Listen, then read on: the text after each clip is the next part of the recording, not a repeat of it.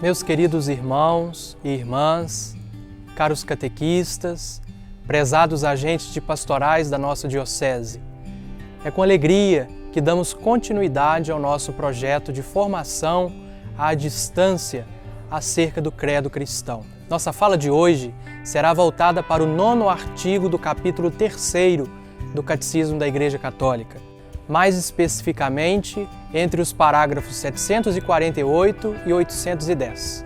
Este é intitulado Creio na Santa Igreja Católica. Eis alguns pontos que abordaremos nesse vídeo. A Igreja no desígnio de Deus, as suas denominações e as suas imagens, sua origem, fundação e missão eclesial, o mistério que envolve a comunidade de fé, como também a Igreja enquanto povo de Deus, enquanto corpo de Cristo e templo do Espírito Santo. Vamos iniciar nossa formação lembrando do importante Concílio Vaticano II em sua Constituição sobre a Igreja, Lumen Gentium, quando diz que a luz de Cristo resplandece na face da Igreja. O que isso significa para nós? Significa que de forma clara e evidente a Igreja do Senhor depende completamente dos mistérios de Cristo. Toda sua luz e missão vem por inteiro de Cristo Jesus, exatamente como a lua, que reflete em sua beleza a luz solar. Vimos anteriormente, quando falávamos do Espírito Santo, que Ele é a fonte e doador de toda santidade. Logo, é por esse motivo que agora podemos afirmar que é Ele também quem faz da Igreja uma comunidade santa. Esta comunidade é o lugar onde floresce o Espírito, como afirmou o Santo Hipólito. A base da nossa fé cristã, queridos irmãos e irmãs, é crer em Deus Pai, Filho e Espírito Santo. Contudo, crer que a Igreja é santa, católica, apostólica e una, como nos afirma o símbolo da fé, é compreender que toda a nossa profissão de fé acontece em união com uma comunidade santificada por Deus. O parágrafo 751 do Catecismo revela-nos pontos importantes para uma boa compreensão. A palavra igreja, do grego eklésia, significa convocação ou assembleia do povo, como nos mostra os Atos dos Apóstolos. Também, no Antigo Testamento, aparece um termo equivalente, kahal, no hebraico. Este remete a diversas assembleias do povo eleito diante de seu Deus. Sobretudo as do Sinai, onde o povo recebeu de Deus as leis por Moisés e foi constituído povo santo. Em suma, a denominação Igreja revela a comunidade dos que creem em Cristo e que se reconhecem herdeira da Santa Assembleia da Antiga Aliança. Somos povo pertencente ao Senhor.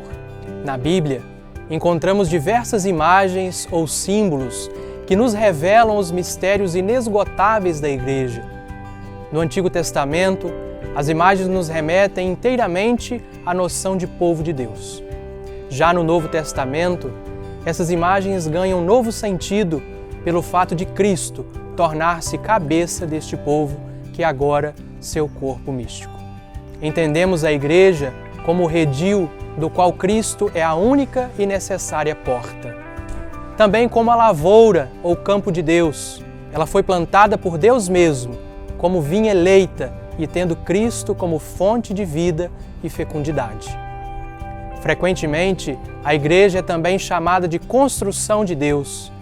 Cristo é a pedra rejeitada que se tornou a pedra angular, e é sobre esse fundamento que a Igreja é constituída pelos apóstolos.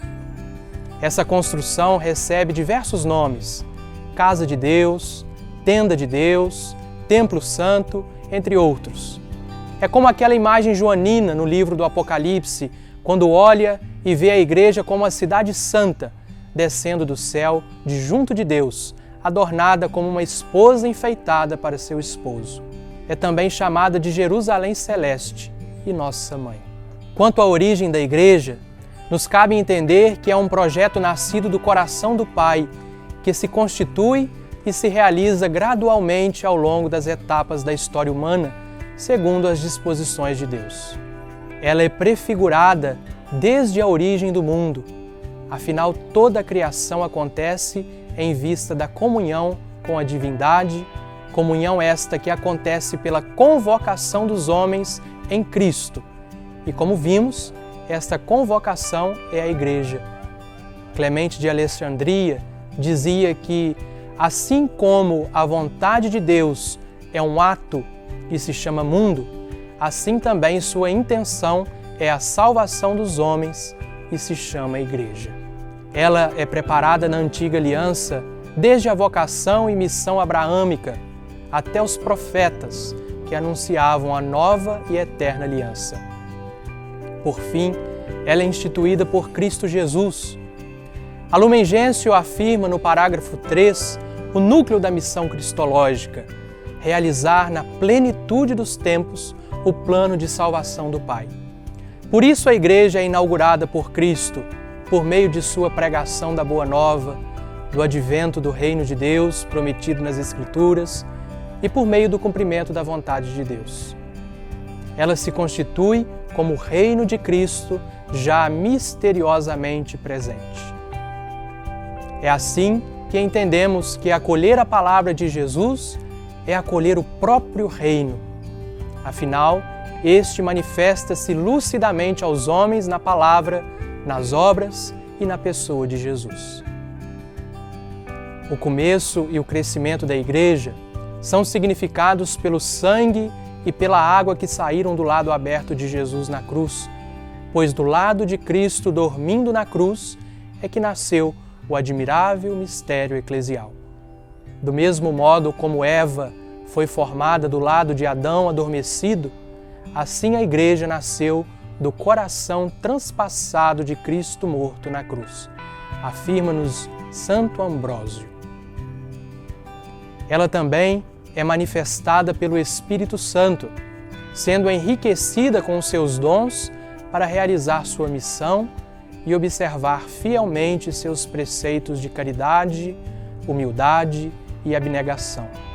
Como é também consumada na glória, o reino já se manifesta misteriosamente aos homens pela Igreja, mas ainda não em sua plenitude. O seu inesgotável mistério se nos revela pouco a pouco em pontos importantes. Primeiro, quando conseguimos alcançar a compreensão que a Igreja é ao mesmo tempo visível e espiritual, é humana e divina. Isso, pois, é governada por homens na terra, mas conduzida por Deus em seu Espírito. Segundo, porque é sacramento universal de salvação. Ser sacramento da união íntima dos homens com Deus é o seu primeiro objetivo. Afinal, professamos que nela a unidade já começou, pois ela congrega homens de toda nação, raça, povo e língua.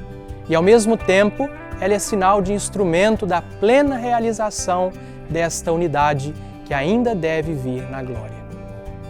Por último, e não menos importante, o Catecismo, nesse bloco que estamos estudando, destaca outras 3 características da Igreja. Primeiramente, a Igreja como povo de Deus, um povo que é constituído por seu Senhor e Mestre, sacerdote, profeta e rei. O batismo é a porta de entrada e o banho constituidor de tais missões no povo de Deus. Por ele recebemos a participação na vocação única do povo eleito de Deus, a vocação sacerdotal. Pois pelo batismo somos consagrados para uma morada espiritual e um sacerdócio santo.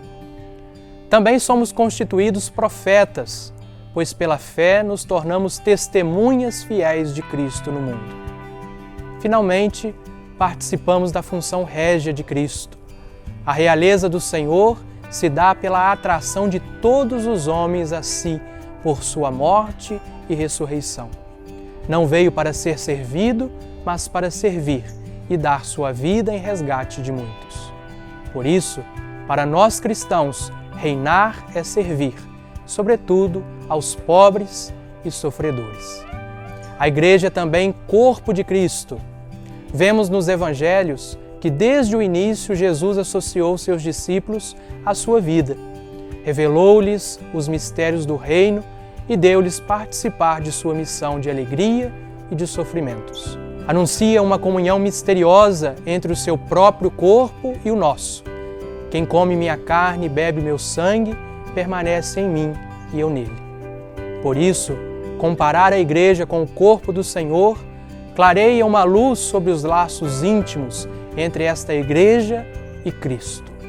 Ela não é somente congregada em torno dele, mas é unificada nele, em seu corpo.